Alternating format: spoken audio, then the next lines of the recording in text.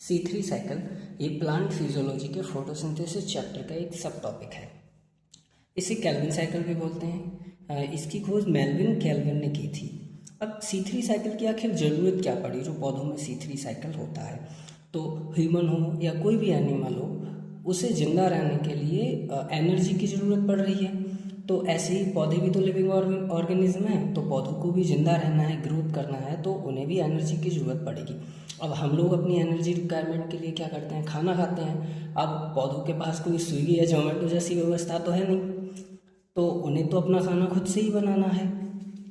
तो जो उनकी फूड मेकिंग प्रोसेस है वो C3 साइकिल से ही होती है। इसके अलावा C4 साइकिल भी होता है, लेकिन इसमें हम C3 साइकिल पढ़ रहे हैं। अब जैसे हम लोग अपना खाना बनाते हैं तो हमें भी एक रॉ मटेरियल की ज़रूरत होती है, जैसे कच्ची सब्जी है, मसाले वगैरह। तो ऐसे ही प्लांट के लिए भी उनका फूड बनाने के लिए एक रॉ मटेरियल चाहिए। इनका रॉ मटेरियल क्या होता है, कार्बन डाइऑक्साइड, जो इन्हें इन्वायरमेंट से प्राप्त हो जाती है, पानी, क्लोरोफिल और सनलाइट। तो C3 साइकिल इसमें 3 स्टेप होते हैं। पहला स्टेप है कार्बोक्सिलेशन,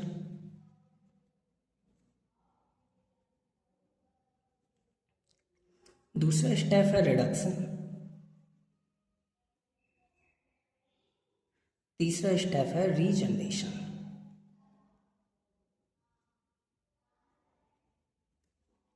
अब अलग अलग इन तीनों स्टेप के बारे में पढ़ना है, उससे पहले 2 चीज़ जान लो। पहला एक RUBP।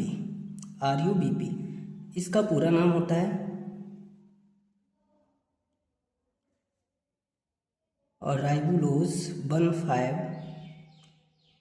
बिसफॉस्फेट। और एक एंजाइम होता है रोबिस्को।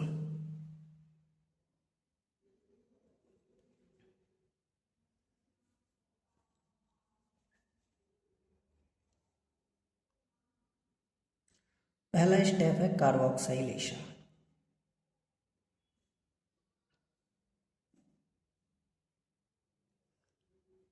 अब देखो कार्बोक्सिलेशन में क्या होता है, ये जो RUBP है, ये जो RUBP है, राइबुलोज 1,5 बिसफॉस्फेट, ये इन्वायरमेंटल CO2 से अटैच होती है। तो यहाँ से ही पहला क्वेश्चन ये बनता है कि C3 साइकिल में CO2 का प्राथमिक ग्राही कौन सा है, तो वो कौन है, RUBP।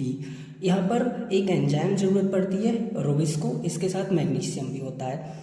और तो कार्बोक्सिलेशन स्टेप में तो पहला यहाँ पर एक स्टेबल कंपाउंड बनता है PGA, 3PGA फॉस्फोग्लिसरेट।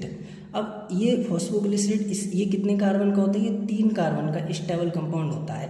ये C3 साइकिल है, इस वजह से इसका नाम C3 साइकिल पड़ा है, क्योंकि इसमें पहला जो स्टेबल कंपाउंड बना है वो 3 कार्बन वाला है। तो यहाँ से एक क्वेश्चन ये भी बनता है कि C3 साइकिल का फर्स्ट स्टेबल कंपाउंड कौन सा है, तो वो कौन है, 3PGA फॉस्फोग्लिसरेट।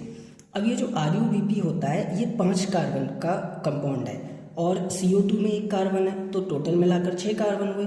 यहाँ ये PGA, इसमें तो 3 कार्बन है, तो 3 कार्बन कहाँ गए, तो इसके लिए इसके 2 मॉलिक्यूल बनते हैं, PGA के 2 मॉलिक्यूल बनते हैं, तो 6 कार्बन पूरे हो गए।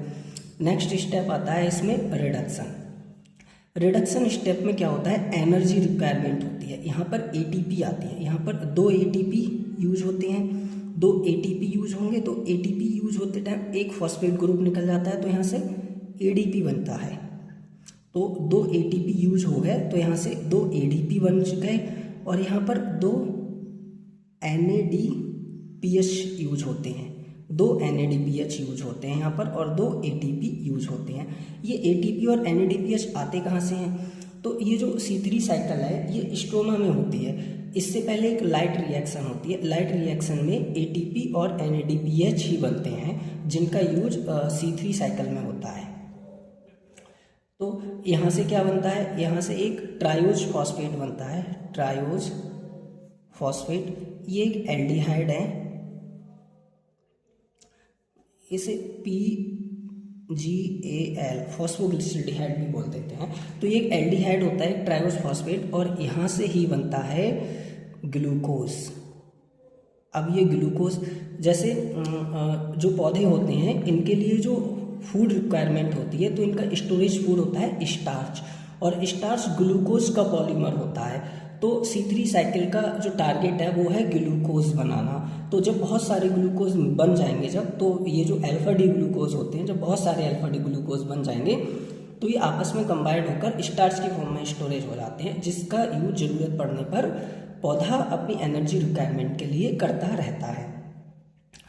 तो यहाँ पर इसके बाद में नेक्स्ट स्टेज है रीजनरेशन।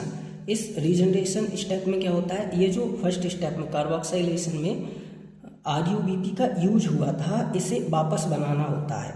तो रीजनरेशन स्टेप में यहाँ पर एक ATP यूज होती है। यहाँ पर NADPH का कोई भी NADPH यूज नहीं होता, सिर्फ एक ATP यूज होती है ट्राइओज फॉस्फेट से RUBP बनाने में।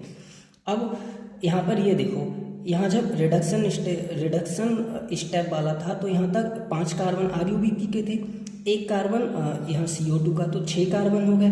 PGA बना, 3 कार्बन का कंपाउंड था, 2 मॉलिक्यूल बने। यहाँ से एक ट्राइओज फॉस्फेट बना उसके बाद में रिडक्शन स्टेप में। फिर क्या हुआ, यहाँ पर 6 कार्बन हुए, लेकिन रीजनरेशन स्टेप में 5 कार्बन तो RUBP वापस बन गई दोबारा, तो 1 कार्बन कहाँ गया। तो जो 1 कार्बन है, ये पूरी साइकिल में ये जो ग्लूकोज है इसका फॉर्मूला होता है C6H12O6।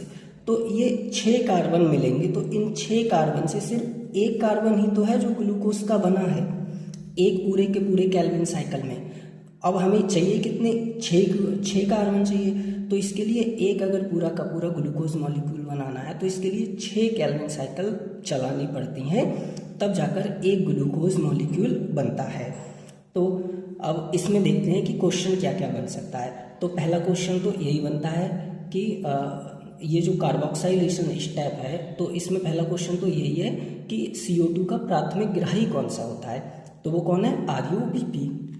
दूसरा क्वेश्चन बनता है C3 साइकिल का फर्स्ट स्टेबल कंपाउंड कौन सा है, तो वो है फॉस्फोग्लिसरेट।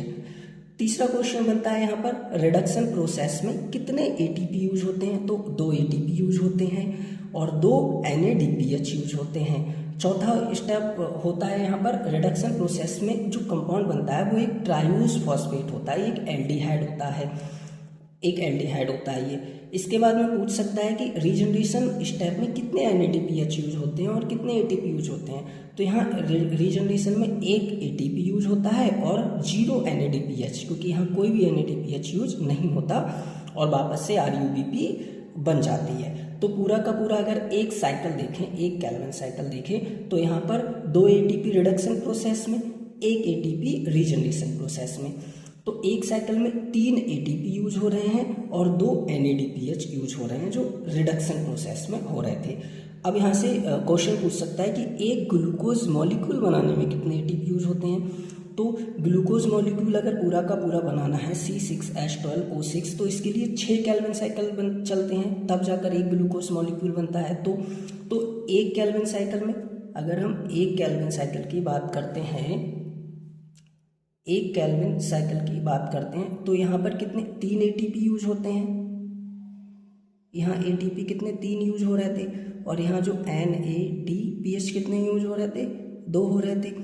तो अगर कंप्लीट मॉलिक्यूल की बात कर लें, अगर हम